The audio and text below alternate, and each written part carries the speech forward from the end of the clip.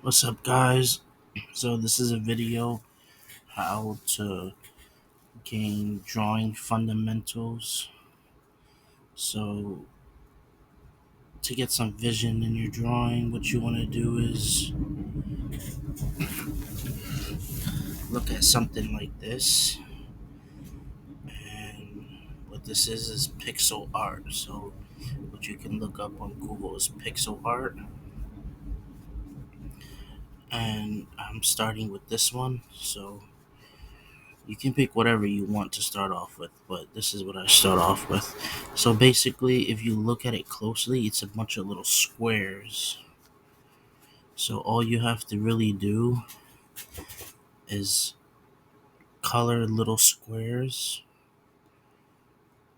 the same color that it has on the picture, and it'll come out as that picture. So to make it easy for yourself, just draw a little square, color it that color, and then slowly increase it into a bigger picture by adding the squares of different colors. So if you look at the picture, you can count the squares.